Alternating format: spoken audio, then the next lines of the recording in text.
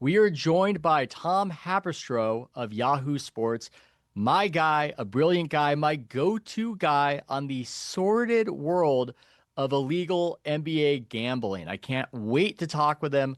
We've got a range of issues that I find fascinating, and I believe you'll find fascinating. So that's one of the reasons I'm having Tom on. He can, for whatever reason, make me feel better about modern life through his research, through his study. A great example of this, a great example. He wrote this viral article on how NBA players are in a better way these days because they are procuring sex through apps versus the drunken nightclub experience. So let's start bringing Tom on because I want to start by talking about a story, a twisting, winding, curving story about potential NBA gambling and this just subject right now where it seems to pop up every now and again that players might be betting on games and it doesn't even seem to be a top news story out there. So Tom, how you doing, man? I'm good. I'm good. I did not realize that we were going to talk about the Tinderization of the NBA, the story that I wrote about at ESPN, which was, I think, my favorite story I've ever written, because it involves all of the sex, drugs, and rock and roll about the NBA life, and it all combines it into that thing. But this one that I just reported on obsessively, exhaustingly, for Pablo Torre Finds Out, for his YouTube show, this one is right up there, man. Like this Malik Beasley investigation that we did, it involves Larsa Pippen, who Scottie Pippen's ex-wife. Mm-hmm. It involves a legless homeless woman who Of course. pops up into this story. Nicolas Cage, the Of New course. York Knicks Dante DiVincenzo shot. Mm-hmm. And an animal, the moose, a moose, Yeah. a moose footprints, moose tracks. We're going all over this, all over the map on this story, and it was um a lot of scrolling through social media and mindlessly trying to track and research and just scale all of these mountains of data to try to get to the bottom of this story. And it is an ongoing story, Ethan. Like this federal investigation into NBA players is open. It's an open investigation. Two players right now: Terry Rozier for the Miami Heat and Malik Beasley, who is not signed by anyone. We'll talk about that. Mm-hmm. This is kind of a live wire, a live story Yeah. that we're all trying to figure out. Well, there's a lot there. There are two main questions. One is, did Malik Beasley gamble on games? And two is, how did a random guy on Twitter under the alias Moose know about it ahead of time? And I would highly recommend the Pablo Finds Out episode with Pablo Torre, our friend Amin El Hassan. We were talking about golf earlier. I actually listened to this episode, Tom. I was at the driving range. I'm going to show you a little something. I was listening to it. And so lost in thought was I. I don't know if we're going to get a proper view of this on the camera, but you see the blood right there?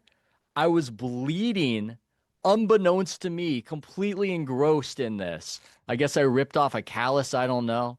I guess I'm just too powerful, Tom. Too much power. Injuring myself, but it spoke to what an engrossing episode it was. Not my And tempo. You're from what's it called? The movie with why am I blanking on the name? The one that Kyrie Irving loves, where Uncut um Gems? no. The one with I the know what you're dude. talking about. Uh uh this is so bad. I'm really This is This is dad great brain right here. radio, great Uh podcast, great YouTube. it's It's all the of the things. it's the one with the dude from Top Gun Maverick, who's oh my God, he's the drummer and he's trying to get the right, and the guy's yelling at him, Oh, not Whiplash. The NBA players love Whiplash. Whiplash. Kobe Bryant loves Whiplash. Yeah, he's drumming so hard the blood's coming out of He's his bleeding knuckles. everywhere, and that's you. Yeah. You were so locked in on this episode that you didn't even realize. Oh my God, I have an open wound on my Yeah, left I'm hand. just bleeding all over my glove in front of these people. I saw an old man staring at me because the blood, I will say, people, I'm not trying to brag. I know we're getting derailed. It looks bloodier before it dries and starts to oxidize and get brown. But look, let's get back to the topic at hand. Let's talk about this subject because here's what I'm saying about it. Okay, two things. First thing number one, you told me between us that this was an article that did so well for you more so than the social media footprint. So there's some sort of everybody wants to know, but people don't necessarily want to talk about it. There's a conflict of interest in the sports media world and in the media right now. Everybody, nearly everybody, not me, at least yet, although I reserve the option if I do go broke enough, they're entangled with the gambling companies. And I don't think they want to talk about this. I know you said on the podcast that there's an affiliation with Pablo and might have been FanDuel or something, and they gave their say so and they want things to be clean. But this is something people think about and worry about. And the integrity of the game, that's another aspect of it. I don't think people in our industry, Tom, feel comfortable talking about this.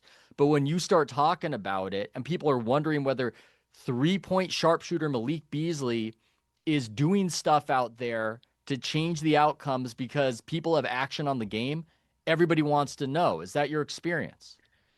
Yeah, I mean, I'll just say the Substack piece that I wrote in the moments after this news drops on June 29th, it's the day before free agency. Malik Beasley is about to become a free agent. And as I reported and Shams Charania reported from ESPN at when the news was breaking, Malik Beasley was about to make $42 million with the Detroit Pistons.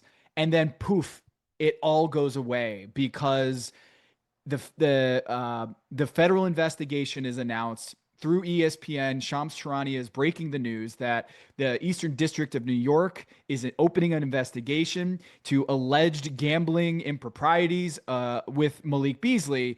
And so he doesn't see that money. And in fact, the Detroit Pistons have to pivot in the moments they're panicking. They're like, we can't sign Malik Beasley. We got to go get Karis LeVert and trade for Duncan Robinson. And when that happened, I quickly wrote 5 thoughts, like 5 things that I had thought about and just researched about this story. Breaking news, get it out. And that was the most trafficked and most subscriptions that I had sold on a piece all year. Was in those opening moments, the minutes after that story broke. And you've had that experience where when a big story breaks, you kind of want to tail that excitement that I need to know, I need to find out what's going on here.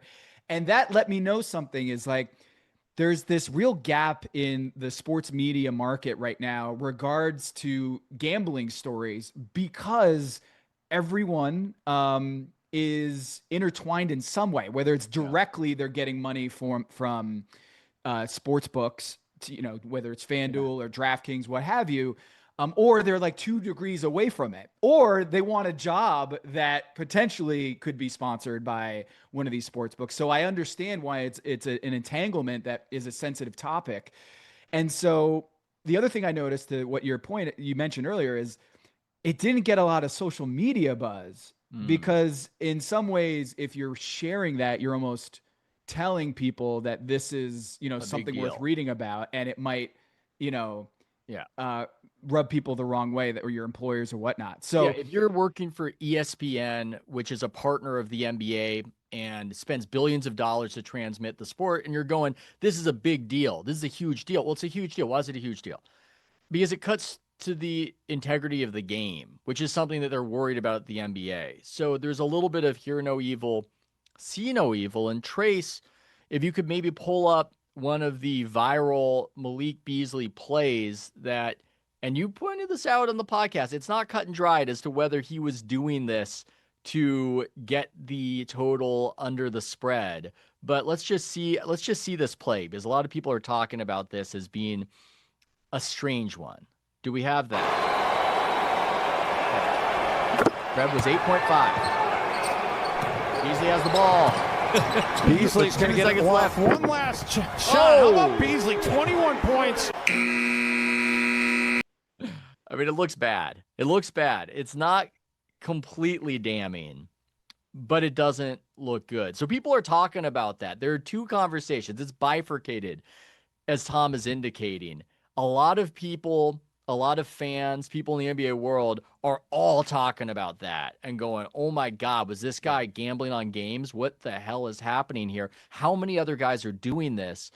And then at the major outlets, it's, oh, so free agency. We got what do we got going on? LeBron, is he mad at the Lakers? I don't know. So eventually they do cover it. They have to cover when there's the investigation. But yeah, Tom, there's more subterranean interest in this than out in the open interest. Yeah, and that play right there was interesting because that basket by Malik Beasley in a game that was pretty much over. They were down by 10 points, 9 points. It flipped from the Clippers covering to the Minnesota Timberwolves covering, right? Covering the spread. So when that gets 14 million views on Twitter, on X, most of the comments were, oh, he's 100% going to jail, right? Because obviously he's betting on that game. Why else would he be making that layup?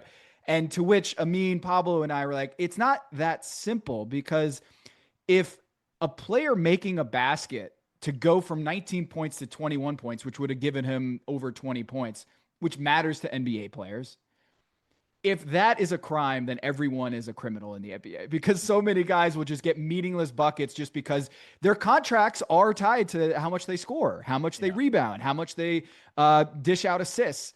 So I can understand why people, after the fact, hindsight is 2020, is now that we know that he's open, he's under a federal investigation. Now it seems like everything he does is criminal, but that's not fair. Like that, if being on Shaqtin' a Fool, making a dumb play or a mistake on a floor is now criminal activity, then we've got a real problem in sports. And so the rush to judgment, and Amin talked about this on the show on Pablo Torre Finds Out, is like, it is irresponsible to just like pull up a random clip of Malik Beasley and say, hey, he's totally guilty. Look at him make this dumb play. Ha ha ha.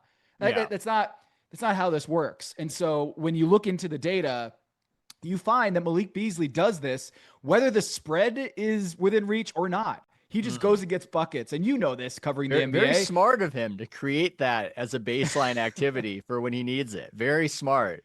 It's an alibi. You're saying this is an alibi. Oh, I just do this all the time, right? Yeah. I didn't even think about how crafty. Well, that's something that I heard when I was at NBA Summer League in Las Vegas. People were talking to me about how, look, they've caught the guys who are dumb about it. What if there are guys who are smart about it and are getting money down and haven't been caught? Now, I don't know. I don't know if that's widespread. I suspect that it's almost impossible to get away with this for reasons that the gambling companies don't want to talk about. And it's this. You're kind of not allowed to win. All the advertising makes it seem like you're going to win. That's the appeal. You're going to have beautiful women on your arm, and you're just going to be flush with cash because you knew sports so well. But the people who do this professionally, they spend more time and energy getting the bets down than they do researching the bets. The weird truth about sports gambling, it's a little like blackjack and card counting. You don't have to be a genius to beat the house. You have to do your homework. You've got to be dedicated. You need to have a baseline of intelligence. But if you treat it like a job, you're going to be able to beat the house. And so they have algorithmic efficiency to figure out who beat us. If you beat them by any amount that's significant in any way, they know immediately. And so that's one of the reasons you can't get away with this. And I would, if I was at rookie orientation in the NBA, I would pull these guys aside and say, don't do it. Do not do it. You will get caught. It will not work out. But I don't think they believe in it because they're now in this environment where it used to be so stigmatized. Any gambling, anything near sports, Pete Rose, get out of the Hall of Fame, you're banned. Now it's no stigma, sports ads everywhere. And I think a lot of these guys just passively receive the message that there's an angle here to play, and there's really no angle. What's interesting about this Malik Beasley story is the message that it sends to all the NBA players is that the feds can open up an investigation and announce this the day before you get your big payday, and then you might be out of the league. Interesting. Think about that. Like the message that it sends, that Malik Beasley was hours away from getting $42 million guaranteed to his name. Yeah. And this is not Terry Rozier, right? Terry Rozier in January was announced. He's a guard for the Miami Heat, under contract for multiple years into the future. He already has his deal. And so when it's announced that he's under a federal investigation by the Eastern District of New York, he keeps playing. He keeps getting his checks. But what this Malik Beasley story, what's so fascinating to coaches, executives, reporters around the league, players, they see this as, oh, my bag can get evaporated like that. Mm-hmm. So that's why this story is so fascinating to me. Is it happened minutes before he was going to get to the other side. And there's something we reported on that has been reported on is Malik Beasley was underneath a lot of financial stress over the years. I mean, we looked through court documents. There were some debts of up to $8 million that he was in debt over the years. And some of them have been settled and cleared, but a South River Capital, this financial firm that lends money to pro athletes, that's the principal business for them. They went after Malik Beasley for over $5 million because they loaned him money that he did not pay back. His former agent, his NBA agent, Hazan Sports Management, was after him for over $2 million, according to the complaint that he had filed in the NBA playoffs when Malik Beasley is suiting up for the Detroit Pistons and going against the New York Knicks. Like, literally served this lawsuit while he was in the middle of the playoffs. And so it's tough because on one hand, Ethan, you're looking at this and being like, oh, this guy is financially very vulnerable. Because not only is he getting with these debts that he hadn't paid and people were coming after him, and his checks were being garnished by a dentist for $26 some odd thousand. But the thing is, that doesn't mean he's guilty of manipulating NBA games. So you can be financially vulnerable or under a lot of stress from all these debts that you have. It doesn't mean that you're guilty. And so when we watch the film, the game tape, when we consider all of the debts that he had to these people, it doesn't paint the greatest picture of Malik Beasley, but that also doesn't mean that he's guilty in this sense. Tom, I love you as a writer and a podcaster and television performer. I would not hire you to be my lawyer. Everything you say about him, followed by it doesn't mean he did it, just makes me think, well, it just makes me think what so many people thought when they saw the clip. But wait, but Ethan, you do stories like this on the punter in the NFL where it looked bad initially, and then we actually learn more details about how this story came about, and then it becomes clear, oh wait, this is not what the news was at the time. And someone had told me, it's not what's reported, it's what's repeated. It's that, like, the narrative that gets out there at the start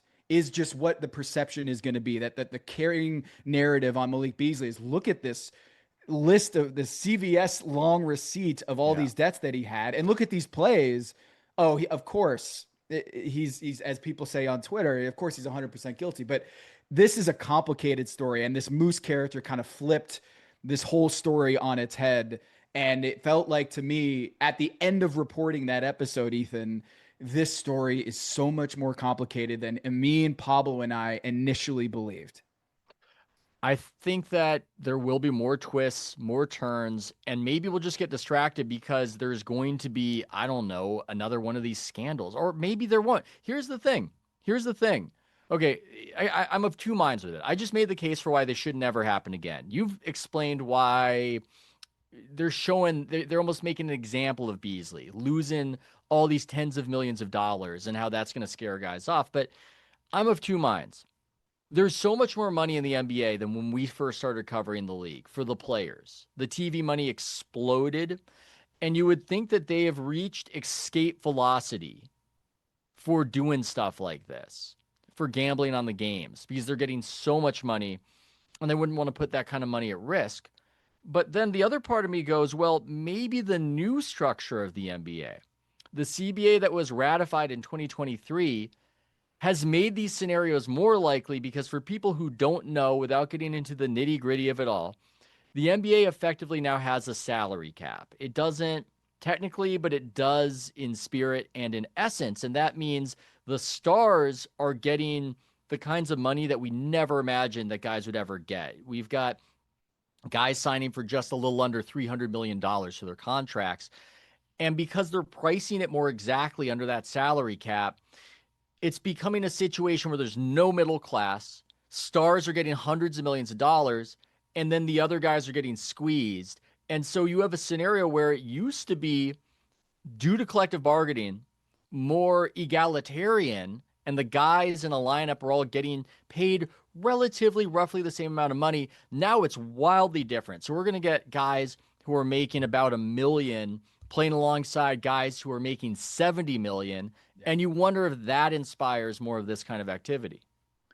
Yeah, it's a great point. And it's one of the things that college sports is trying to figure out right now, Ethan, is should prop bets even be legal? Like, should prop bets even be offered? Prop bets. Okay, so what are prop bets? Prop bets are, you don't bet on the score. You bet on an individual stat line. So you can bet LeBron James under 25 points, or LeBron James over 9.5 rebounds, Luka Doncic over 2.5 threes. And what it's been described to me as, like, should we even be offering those, or even the unders? So think about it. Jonte Porter, the player that was federally banned, or federally investigated and charged and pled guilty. The guy who did it, yes. The guy who did it and was banned for life by the NBA in March of last year. This guy was allegedly giving information to co-conspirators by saying, I'm going to basically pull myself out of these games, hammer the unders, and you will cash in your bets. And these co-conspirators allegedly were putting down $80,000 bets on their unders. And that would get, and parlaying them, levering them. So like, it's points, rebounds, assists, threes, blocks, steals, all added together, and all those legs. Once that eight leg parlay hits, they were standing to make over $1 million on that bet. Yeah. And some people look at this and they're like, why are we allowing under bets to be allowed? Like, the $80,000 bet on Jonte Porter's under was flagged by the sports book, and they, according to the court documents, the guy who bet the $80,000 did not get the majority of his $1.2 million winning there, because they had flagged it, and they thought it was fishy. So I'm sympathetic to that idea. Like, I do think that it is a real blind spot for the NBA and other sports to have these prop bets that can be potentially manipulated on the unders. It's a lot harder to manipulate on the over, like getting over your rebounds or getting over, because that action you need to get the ball all the time. It's a lot easier to just sit out and be like, yeah, that I'm just not going to pass the ball. I'm going to get the under on the assist. Yeah. So I think that's interesting. But the Malik Beasley thing, to whether players will be incentivized or disincentivized to do this, Malik Beasley had a 90% pay cut from $16 million to $2 million in the year that this is being investigated, 2023-24 season. He was with the Milwaukee Bucks. He went under a 90% pay cut, Ethan. I don't care who you are. If you go from 16 million to 2 million, your budget is going to be very stressed. There's going to be a lot of tension in that house. And if you're going through a divorce, and if you're already going through debts, all of this stuff is why you can't just say, these guys make millions of dollars, there's no way that they will do this. You're making a good point, but I just want to note that he was going through a divorce. It would seem to be because he was photographed with a then masked in COVID times Larsa Pippen. Yes, that would have been, I'm assuming, the former wife of Scottie Pippen, the older woman who dates NBA player after NBA player. That, in our little sports world, was the Coldplay concert of our lives. That's what I just want to note right there. No, you're making a good point, and you have these wild swings of how much you're making or not making that can inspire fraudulent behavior.